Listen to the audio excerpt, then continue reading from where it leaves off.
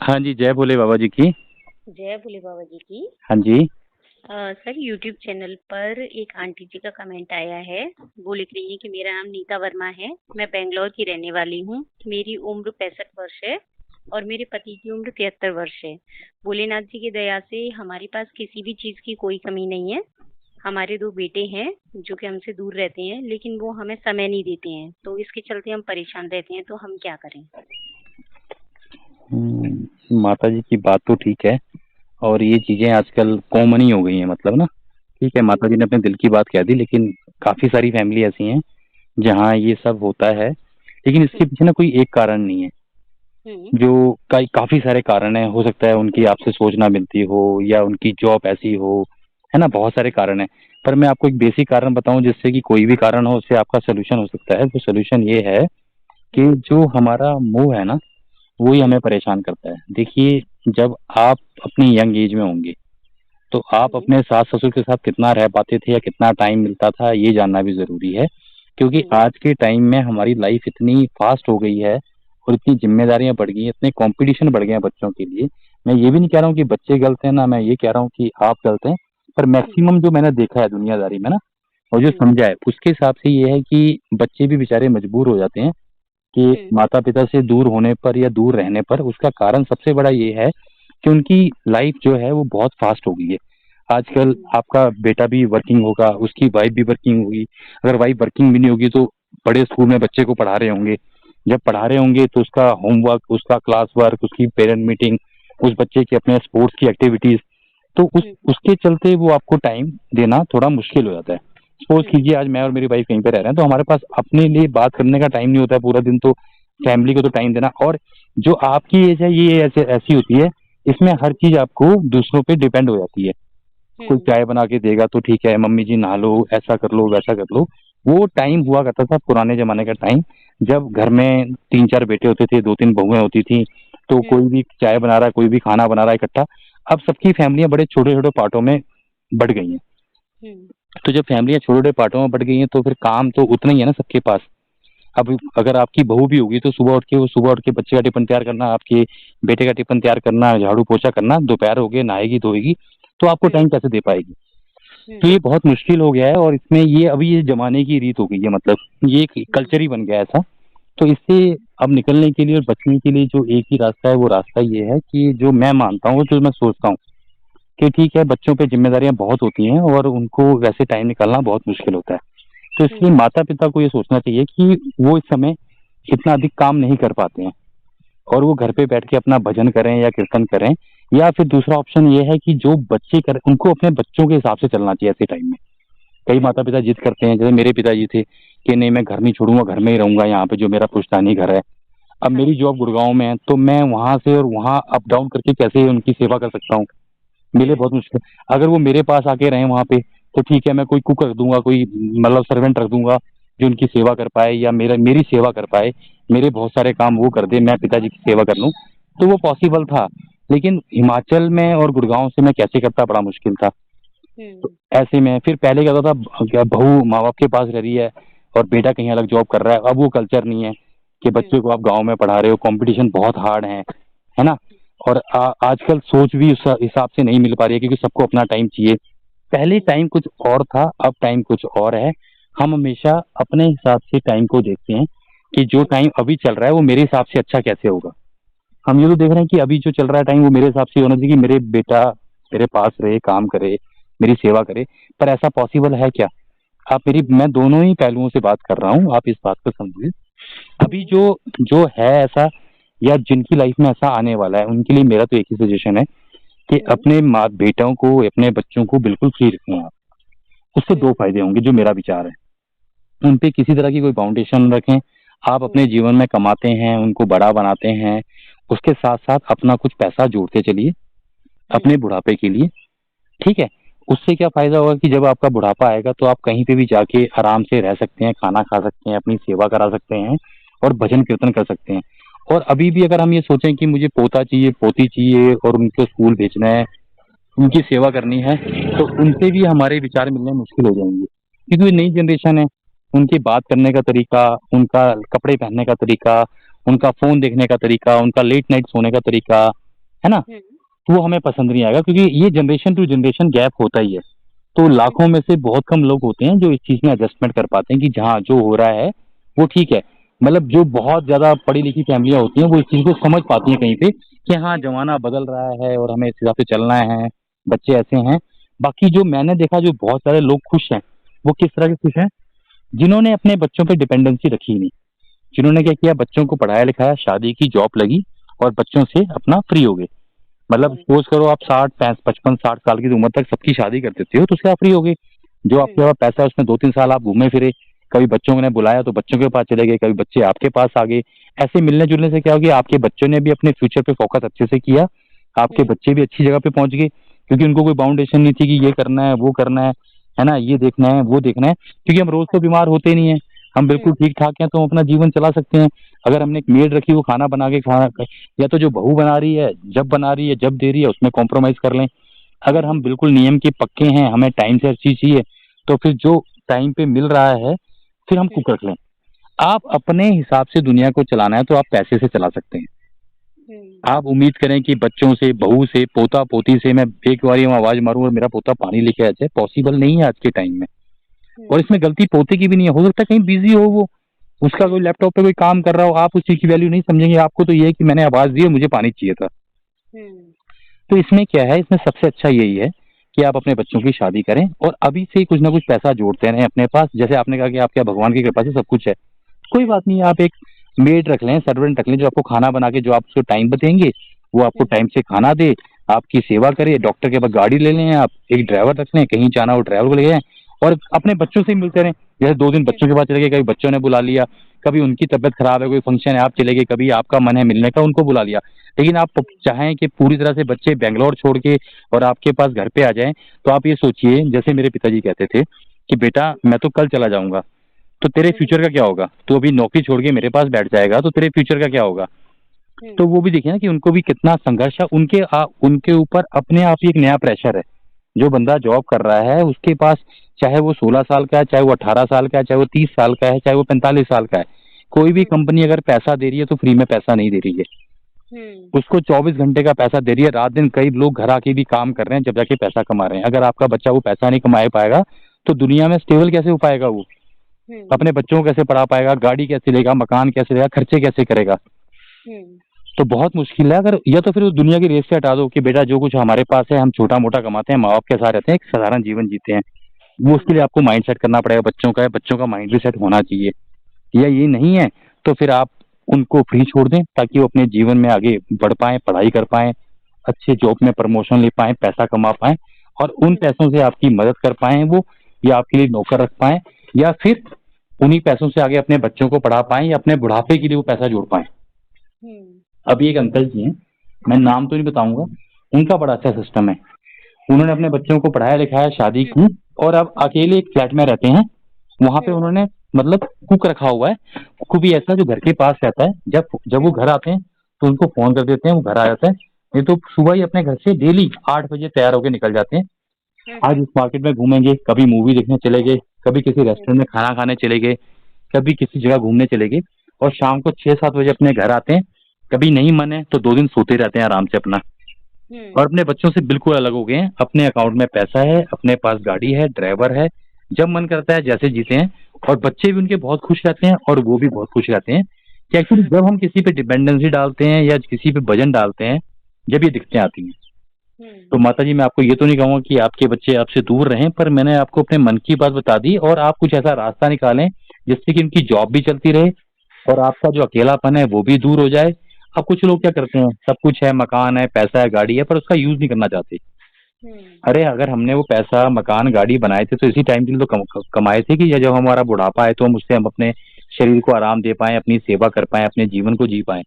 हम हुँ। सोचते हैं कि हमारा वो भी वैसे ही बना रहे और हाँ, हम सोचते हैं वही है कि बच्चों के लिए ही सोचते हैं कि बच्चों को दे दें बच्चों का अपनी बना जिंदगी। रहे। अब मैं आपको अपने मन की बात बताऊँ, बाकी तो पता नहीं भोलेनाथ जी की इच्छा से क्या होगा। मेरा मन क्या है? मेरा मन ये है मैं बच्चों को जितना वो पढ़ेंगे, क्योंकि मेरे हुँ, हाथ में नहीं है कि मैं उनको डॉक्टर बना पाऊँ या पायलट बना पाऊँ। जितना हुँ, उनकी इच्छा होगी पढ़ने के लिए उतना पैसा मैं खर्च करूँगा, उनको पढ़ाऊँगा, लिखाऊँगा, कामयाब करूँगा। और कामयाब करने के बाद उनका मन हुआ है शादी करने का, शादी करें, नहीं शादी करने का मन है तो वो उनकी इच्छा है। लाइफ के डिसीजन आने वाले टाइम में बच्चों पे छोड़ने चाहिए, ताकि कल को वो ये ना कहें हर बात में कि तुम्हारी वजह से देखो मैं ये लेके आया था ये हुआ मेरे साथ। आज के बच्चे ये कहते हैं ना, आपने कहा था शादी कर लो, मैं शादी की देखो क्या जिंदगी मेरी नरक हो गई। और खुद करके आएगा, कभी नहीं कहेगा आपको। तो जब बच्चे बड़े हो जाते हैं, 18 साल से ऊपर हो जाते हैं, तो सारे फैसले उनके ऊपर छोड़ो, चाहे वो थोड़े बहुत गलत भी हो तो छोड़ो। एक बार समझाओ उनको कि बेटा गलत है, अगर नहीं मान रहे छोड़ो, एक बार गलती करेगा अगली बार वो कहेगा मेरे पापा ने कहा था। और जब उसको ये समझ आ जाएगा कि मेरे पापा मेरे कामों में इंटरफेयर नहीं करते हैं और ठोकरें मुझे ही खानी है, तो वो अपने फैसले सोच समझ के लेगा। जब उसे पता है मैं जरा सा गलत करूंगा तो मम्मी भी चिल्लाएंगी, पापा भी चिल्लाएंगे, सब मेरे ऊपर चिल्लाएंगे, तो चिल्लाने वाला काम माँ बाप को देते हैं परमानेंट वो ना, कि मम्मी पापा तुम चिल्लाते रहो, मैं तो अपनी मर्जी करूंगा ही, अगर समझ आई तो रुक जाऊंगा, नहीं तो कोई बात नहीं, है ना। हाँ जी। हाँ, तो इस तरह से मेरे को एक स्टोरी याद आई, मैं आपको स्टोरी सुनाता हूँ। एक अंकल जी थे, ये स्टोरी भी सच्चाई में है, दिल्ली के पटेल नगर की है। वो अंकल जी थे, उनके 2 बच्चे थे। दोनों बच्चे, एक लड़का और लड़की, दोनों बच्चे यूएस में सेटल थे, और एक डॉक्टर था और एक आईटी कंपनी में बड़े लेवल पे था बच्चा। तो वो बच्चे हमेशा उन्हें कहते थे कि पापा हम यहाँ सेटल हो गए, आप हमारे पास आ जाओ, हमारे पास आ जाओ, हमारे पास आ जाओ। पर वो कहते थे नहीं मैं यहाँ पे ठीक हूँ, अकेला पटेल नगर में रहते थे, काफी बड़ी कोठी थी उनकी, बच्चों को पढ़ाया लिखाया, खुद भी वो काफी अच्छी पोस्ट से इनकम टैक्स से रिटायर थे, उनसे मेरी बात हुई थी। तो हाँ, तो वो रिटायर थे, तो वो भी वहां रहते थे। ऐसे करते करते वो बड़े नेगेटिव होने शुरू हो गए, अकेले रहना मकान में, परेशान शुरू हो गए उसी चार। तो उनका एक दोस्त था डॉक्टर, वो उसके पास जाया करते थे। तो उसने कहा कि उन्होंने उनके बेटे को फोन किया कि आपके पापा काफी ज्यादा नेगेटिव हो गए हैं और अकेले रह रह के बिल्कुल इनको बुढ़ापा और जल्दी लगता है कि ऐसे तो ये जी नहीं पाएंगे ज्यादा दिन ना, जिस हिसाब से इनका शरीर अभी रह रहा है और जितनी टेंशन में रहते हैं।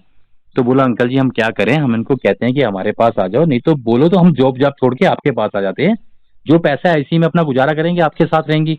तो बोला दोनों ही चीजों में राजी नहीं होते हैं वो, ऐसे मेरे पापा भी नहीं होते थे।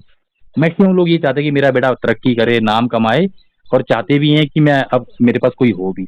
मेन जो जो भी ऐसी परिस्थितियां होती है ना, उसमें बंदा फंस जाता है, मतलब बच्चे फंस जाते हैं बेचारे, ना कुछ कर पाते हैं, ना उनके पास कुछ ऑप्शन होता है, ना कुछ समझ पाते हैं। तो ऐसे करते करते उन्होंने कहा, अपने उस डॉक्टर दोस्त के ऊपर बहुत भरोसा करते थे। एक बार ये डॉक्टर दोस्त उनके घर गया और बोला मेरी बात मानेगा? बोला मानूंगा, पर बोला जो मैं कहूंगा तुझे करना पड़ेगा। बोला चल मैं कर लूंगा। बोला पक्का करना पड़ेगा? बोला ठीक है। बोला एक काम कर, ये जो तेरा मकान है इसको बेच दे। बोला ऐसा क्यों? बोला मैं तेरे को कहा था ना, जो मैं कहूंगा तेरी लाइफ बिल्कुल अच्छी कर दूंगा, मैं डॉक्टर हूँ, मैं काफी दिनों से रहा हूँ, तेरा पक्का दोस्त हूँ, तेरा गलत नहीं करूंगा। बोला नहीं मेरे बच्चों को क्या क्या होगा, और मेरे बच्चों के लिए मैंने बनाया है। बोला बच्चों को क्या होगा, बच्चे वेल स्टैंड है और बच्चे अपनी कमाई कर रहे हैं ना, तूने भी तो, तेरे माता पिता ने क्या, जैसा गाँव में जैसा वो तो मकान अभी खाली पड़ा है, तूने अपनी मेहनत से ये बनाया, बच्चों को पढ़ाया लिखाया, इस जगह पहुंचाया, है ना, तो तू इस मकान को बेच दे। मैं तेरे को यही कह रहा हूँ कि इस मकान को बेच दे, और मैं तो आगे बताता हूँ क्या करना है। तो बोला मेरे बच्चों के लिए मैं कुछ छोड़ के जाऊंगा। बोला वो भी छोड़ के जाएंगे, टेंशन मत ले। बोला ठीक है। बोला क्या करना है? बोला बेच दिया। वो मकान 3 करोड़ का बिकता है। ठीक है, 3 करोड़ का मकान बिकने के बाद वो कहता है अब 1.5 करोड़ की कहीं पे जमीन ले ले, ऐसे एरिया में जहाँ पे डेवलपमेंट हो रही हो। जो भी बड़े एरिया होते हैं, अब कई लोगों का क्वेश्चन आएगा, उसका आंसर मैं पहले दे देता हूँ कि 1.5 करोड़ का मकान लेके उसकी कीमत कैसे बढ़ेगी। आप सबको मालूम होगा, जब हम प्रॉपर्टी में इन्वेस्टमेंट करते हैं तो कई जगह पे एक प्रॉपर्टी के पीक पे पहुंच चुकी होती है प्रॉपर्टी, उसके बाद बढ़ने के चांस बहुत कम होते हैं। और कई जगह नई नई डेवलपमेंट हो रही होती है, तो सीधा 2 साल में डबल, 3 साल में डबल, ऐसे पैसे होते चलते हैं। तो जो प्रॉपर्टी डीलर कमाते हैं या जो इन्वेस्टमेंट करते हैं वो लोग ऐसे ही करते हैं। तो उन डॉक्टर साहब ने उनका 1.5 करोड़ का कहीं पे उतना, उससे 2 गुना बड़ा प्लॉट उनको सस्ते रेट में दिलवा दिया इन्वेस्टमेंट, और 1.5 करोड़ रुपया उनका बैंक में जमा कर दिया। बोला अब तो मैं बेघर हो गया, मैं क्या करूं यार, तूने तो मुझे घर से भी निकलवा दिया। बोला तू बेघर नहीं हुआ है, अब तेरा मन, अब मैं तुझे लेके चलता हूँ होटल में। वो एक बढ़िया 3 स्टार या 5 स्टार होटल में जाते हैं, वहाँ पे 7,000 रुपये पर डे रूम का टैरिफ होता है। जब वो बात करते हैं तो वो रूम का टैरिफ उनको 4,000 रुपये लग जाता है। आप बताते तूने जो तेरा मन है, जो तू बच्चों से उम्मीद कर रहा था, यहाँ उम्मीद कर। बोला ठीक है। वो अंकल जी वहां सुबह 5 बजे उठते हैं, उठते ही अपना नीचे वॉक करने जाते हैं। होटल का पार्क होता है, कुछ मेंटेन नहीं करना उनको, ठीक है ना, कुछ मेंटेन नहीं करना। होटल के पार्क में घूमते हैं वो लोग अपना। जैसे ऊपर पहुंचते हैं तो नीचे से कॉल करते हैं, ऊपर कॉफी पीने का मन होता है कॉफी आती है, ग्रीन टी पीने का मन होता है ग्रीन टी आ जाती है, और चाय पीने का मन होता है चाय आती है, नींबू पानी पीने का मन होता है नींबू पानी आता है। देखिए ऐसी सेवा आपकी घर में भी नहीं होगी। ठीक है, जैसे मन होता है वो मिल जाता है उनको। उसके बाद वो ब्रेकफास्ट करते हैं, ब्रेकफास्ट करने के बाद न्यूज़पेपर आ जाता है, न्यूज़पेपर पढ़ते हैं, फिर नीचे जाके होटल के पार्क में बैठ जाते हैं, पेड़ के नीचे। वहाँ कोई ना कोई फैमिली आई होती है, उनसे बातें करते हैं, बच्चे खेल रहे होते हैं, तो उन्हें अपने घर जैसा लगता है। ऐसे करते करते शाम को मन है कुछ खाने का, घर में तो ऐसा नहीं होता ना, जो बन गया वो खाना पड़ेगा। वहाँ उनका मन है कि मैं मटर पनीर खाऊं, आज मैं मटर मेथी मलाई खाऊं, आज मैं मशरूम खाऊं। तो जो उनका मन होता है ऑर्डर करते हैं, वो बन के, और उसमें भी ये कंडीशन है, वो कहेंगे स्पाइसी नहीं चाहिए, तो स्पाइसी नहीं मिलेगा। मतलब जीवन जीने का तरीका देखो आप, कितनी लाइफ चेंज होगी। जो वो चाहते थे उनको वैसा ही मिलना शुरू हो गया। उन्होंने कहा दूध चाहिए मुझे, मलाई मलाई के साथ, दूध मलाई के साथ मिल गया। उन्होंने कही मुझे अब रात को फ्रूट चाहिए, मुझे पपाया पपीता खाना है, पपीता। रात को 2 बजे उनकी आंख खुली, 2 बजे मन किया कॉफी पीने का, 2 बजे कॉफी मिल जाएगी। घर में कोई देगा क्या? नहीं। नहीं देगा। घर में ये भी है कि कॉफी है कि नहीं है, खत्म हो गई है, दूध फट गया है। होटल 5 स्टार होटलों में ऐसा नहीं होता है। आप ये मानेंगे, 1 महीने बाद वो उनके डॉक्टर दोस्त मिलने आए, और वो इतने यंग हो गए थे, इतने खुश थे अपनी लाइफ से, कि कहा कि तूने मेरी लाइफ चेंज कर दी यार। मैं कहाँ बच्चों को सोच रहा था कि बच्चे आके मेरी सेवा करेंगे, बच्चे मेरे साथ रहेंगे। यहाँ तो मुझे पूरा परिवार मिल गया, परिवार भी ऐसा, मैं चाहूँ तो बात करूँ, नहीं चाहूँ तो नहीं बात करूँ। ऊपर से मसाज करने वाले ऊपर आ रहे हैं, कपड़े धुले धुलाए मिल रहे हैं, कुछ शॉपिंग करनी है। वो उसका इंटरेस्ट इतना आ रहा था, 1.5 करोड़ रुपए का, कि उनके होटल का किराया भी चलता रहा। ठीक है, कुछ उनकी सेविंग थी वो भी चलती रही। उसके बाद से कुछ दिन वो अपने रिलेटिव के पास चले गए घूमने के लिए, कुछ दिन बाद वो यूएस चले गए अपने बच्चों के पास। फिर दोबारा उनका वहां से, जैसे वहां किसी चीज में रह रहा है कि मन भर जाता है या कुछ चेंज चाहिए होता है, तो दोबारा होटल में सिंगापुर चले गए, फिर दुबई चले गए। ऐसे उन्होंने जितना अपनी पूरी लाइफ में नहीं घूमे थे उतना घूमे। और उसके बताते हैं कि 10 साल के बाद वो डॉक्टर दोस्त ने कहा कि तेरी प्रॉपर्टी जो तूने ली थी वहां पे 1.5 करोड़ की, वो कम से कम भी 4 करोड़ के आसपास हो गई है ना। तो तेरे बच्चों की काम वो आ जाएगी, और तेरे अकाउंट में अभी भी इतना पैसा पड़ा है कि तू अपना जीवन आराम से जी सकता है। तो बताते हैं कि उनकी जब ऐसा हुआ था, तो जिस होटल में थे वो, जहाँ उनकी डेथ हुई थी, तो वो होटल वालों ने उनके बच्चों को फोन किया, और उस बॉडी को पूरा उसमें उन्होंने बताया था कि जो भी पेमेंट होगी, बच्चों ने कहा कि पेमेंट। फिर बच्चे उनके यूएस से आए, फिर जो भी उनका अग्नि संस्कार करना था वो सब किया, और उन्होंने अपने जीवन को ढंग से जिया। और बच्चों ने भी उस टाइम में, अगर उन्होंने अपने बच्चों को 10 साल दिए, तो बच्चों ने भी उस टाइम में इतना मोटा पैसा कमाया कि बच्चों ने भी अपनी लाइफ को चेंज कर लिया। ये तो है पैसे वालों की बात। अब बात करते हैं जिनके पास पैसा नहीं है। ऐसे लोग भी होंगे ना, तो लोगों का कमेंट आ जाएगा नीचे, फिर मुझे दोबारा वीडियो बनानी पड़ेगी। तो जिनके पास पैसा नहीं है उनकी बात करते हैं। तो उन उस केस में क्या होता है, फिर उसके लिए क्या होता है, आश्रम होते हैं। आश्रम होते हैं, धर्मशालाएं होती हैं, मंदिर होते हैं जहाँ आप भजन कीर्तन कर सकते हैं, गुरुद्वारे होते हैं। अब लोग बुरा मानते हैं कि हम गुरुद्वारे में क्यों रहे। अरे गुरुद्वारा भगवान का द्वार है भैया, एक दिन आपको वहीं जाना है। पर आपके अपने मन की शांति भी चाहिए, सब चाहिए, तो फिर गुरुद्वारे में भजन कीर्तन करो, थोड़ी बहुत सेवा करो, वहाँ खाओ पियो, आश्रम में आराम से रहो। बहुत सारे आश्रम ऐसे, आराम से रहो। उसमें कोई ये घबराने वाली बात नहीं कि हमारे बच्चे, हमने इतने के लिए इतना कुछ किया। आपने किया इतना कुछ तो आपके पास पैसा मिल जाएगा। अगर आप कहते हो कि मैंने बहुत कुछ किया, तो आपके पास पैसा है, फिर तो फिर उस पैसे का यूज करो। अगर आप कहते हो कि नहीं हम कुछ नहीं कर पाए, बच्चों को पढ़ा लिखा पाए, स्टैंड किया है, तो आराम से बच्चों के साथ फिर सेटल होना सीखो, है ना। जो बच्चों की खुशी है उसमें सेटल होना सीखो। अगर आप उसमें खुश नहीं रह सकते हो, उसमें उनको भी परेशान कर रहे हो, खुद को भी परेशान। और गलती किसी की नहीं है ना, बच्चों की गलती है ना, आपकी गलती है। ये एक जनरेशन गैप है, एक सोच का फर्क है जो बच्चों और आप में है। अगर ऐसा कुछ हो रहा है तो फिर आप उनसे अलग रहो, ताकि वो भी अपना जीवन ढंग से जी पाए। नहीं तो होता है क्या है, माता पिता के चक्कर में बेटे बहू की लड़ाई होगी आपस में, बहू घर छोड़ के चली गई, कोई बवाल हो गया, बेटे ने सुसाइड कर लिया, बहू ने सुसाइड कर लिया, घर में कलेश बना हुआ है। तो कलेश की समझदारी ये है कि जिस चीज से कलेश है, ठीक है भैया, उनकी सोच नहीं मिलती। हम तो यार, हर इंसान, हर आत्मा को, मेरी बहुत गहरी बात है, इसको ध्यान से सुनिएगा। आप ना ही किसी के गुलाम है, जहां आपको अच्छा लगता है ठीक है। वो लाइफ में कुछ मजबूरियां होती हैं, जैसे खाना पीना हो गया, या गाड़ी होगी, मकान हो गई, पोता होगी, पोता हो गया, मेरा बेटा हो गया, आपको लगाव हो जाता है, वो एक अटैचमेंट है, वो हर इंसान को हो जाता है। लेकिन हर आत्मा को एक स्वतंत्र रहने का और जीने का अधिकार है। आप भी एक आत्मा है ना, आपके पति आपके साथ पूरी उम्र आए थे, ना बच्चे आपके साथ आए थे, कोई आपके साथ नहीं है। अगर आप बुढ़ापे में आपको अपना कोई बूढ़ा दोस्त भी मिल जाता है, तो उसके साथ भी आप जीवन काट सकते हैं बैठ के। सबसे अच्छा है कि कुछ ऐसे लोग हों, यंग जनरेशन हो, तो वो ऐसा प्लान करें कि हाँ भैया अभी से हम 5-5, 10-10 हज़ार रुपये हर महीना जोड़ना शुरू करते हैं, बुढ़ापे में जमीन लेंगे, वहां पे अपने अपने मकान बनाएंगे, वहां पे आराम से रहेंगे। सभी के लिए 10 लोग हैं, 10 लोगों के लिए 2-3 काम करने वाला रख दो, उनके कपड़े भी धो देंगे। होटल में चलो ठीक है महंगा पड़ता है, होटल में एक कमरा, बंद कमरा मिलता है, आपको पार्क मिलेगा, लेकिन होटल के खर्चे ज्यादा होते हैं, और आपको बात करने के लिए आपके जैसे लोग नहीं मिलेंगे। तो सबको तो बूढ़ा होना ही है। तो ऐसी प्लानिंग करके कहीं ऐसा बना लें कि, जैसे हमारे दोस्त लोग कहते हैं, बाबा कहीं जमीन ले लेना, ढोल की चिमटा रख लेना, बुढ़ापे में आया करेंगे, बजाया करेंगे, खाया करेंगे, सोया करेंगे। क्योंकि बुढ़ापे में और क्या करेंगे आप, कोई बहुत बड़े काम तो करेंगे नहीं। प्रभु हाँ भजन पूरी उम्र आपने कमाया, इतनी मेहनत की, स्ट्रगल किया, अब बुढ़ापे में आपको जाना कहाँ है? परमात्मा के पास जाना है, दोबारा ये शरीर का चोला छोड़ के किसी और चोले में लेना है। तो उसके लिए क्या मुक्ति है कि परमात्मा का भजन करें, परमात्मा को याद करें। और होता है जो लोग बुढ़ापे में परमात्मा के भजन में लीन हो जाते हैं, उनकी मुक्ति बड़ी आसानी से हो जाती है और उनको ज्यादा किसी की याद भी नहीं आती। जब प्रभु से मन लग गया, किसी चीज से प्रेम हो गया, जैसे किसी को किसी पक्षी से प्रेम हो गया या किसी को किसी जानवर से प्रेम हो गया, तो उसका फिर किसी और में मन नहीं लगता, वो उसी को ढूंढता है। तो ऐसे अगर आपका परमात्मा में मन लग गया, तो आप चेयर पे बैठे बैठे पूरा दिन बिता दोगे, जाप करते हुए, परमात्मा के बारे में सोचते हुए, जाप करते। जी और आपका अपने परिवार में मन फंसा रहा, तो परिवार कहीं भाग रहा है, आप उनके पीछे भाग रहे हैं, तो पूरी जिंदगी यही लगा रहेगा। ये मेरे हाँ अपने खुद के विचार थे जो दुनिया को मैंने देखा है, समझा है। अगर किसी के पास इससे अच्छे सुझाव हों, आइडिया हो, तो मुझे कॉल करके अपनी रिकॉर्डिंग करा सकते हैं। हमारा ये वीडियो बनाने का या ये राय देने का ये पर्पज था कि कुछ लोगों को हमारी बातें समझ आती हैं, कुछ लोगों का जीवन चेंज हुआ है, लेकिन कुछ लोगों की बातों से हमारा जीवन भी चेंज हुआ है। तो सिर्फ ये है कि एक परिवार है, बहुत सारी दुनिया है जहाँ पे हम इकट्ठे मिल नहीं सकते हैं, इकट्ठे बातें नहीं कर सकते हैं। अगर बहुत सारे लोग हम यूट्यूब के थ्रू कोई वीडियो बना के कोई विचार शेयर करें, उससे किसी का जीवन धन्य होता है। जैसे किसी के जीवन में परेशानी है, या मैंने इतने सारे आइडिया दिए, किसी भी बुजुर्ग ने सुने और उसने अपने जीवन में इसमें से थोड़ा सा भी इम्प्लीमेंट कर लिया, उसके जीवन में खुशी आ गई, तो मेरे लिए बहुत अच्छी बात होगी वो। क्योंकि मैं उसको जीते, मैं वहां जाके तो सेवा नहीं कर पाया, पर एक फोन के माध्यम से, यूट्यूब के माध्यम से मैंने उनके विचार चेंज करके उनकी लाइफस्टाइल चेंज कर दिया। ठीक है। ठीक तो है। आप अपने विचार दे भी सकते हैं, आप हमें कॉल भी कर सकते हैं, आप हमें इस नंबर पे व्हाट्सएप भी कर सकते हैं। आपके मन में कुछ और विचार हो तो आप हमें रिकॉर्डिंग करके भी व्हाट्सएप पे भेज सकते हैं, हम आपकी वीडियो डाल देंगे। आपके कुछ पर्सनल अनुभव हो जिसमें आप प्रेशर में रहे हो, डिप्रेशन में रहे हो, उससे कैसे निकले, तो और लोगों की मदद होगी।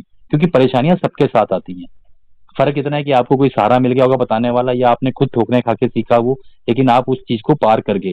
तो हम चाहते हैं जिसने धरती पे जन्म लिया है, हर मनुष्य अपने जीवन को जीने का असली तरीका सीखे और जीवन को ढंग से जिए, और अपने जीवन के माध्यम से जो कर्म करने आया है, सेवा करने आया है, इस पूरे ब्रह्मांड को उस सेवा का आनंद लेके अपने जीवन को अपना जी के आगे बढ़े, और इस जीन मरण के चक्र से मुक्त हो जाए और परमपिता परमात्मा में लीन हो जाए। ठीक है जी। ठीक है जी। जय बोले बाबा जी की। जय बोले बाबा जी की, जय बोले बाबा जी की।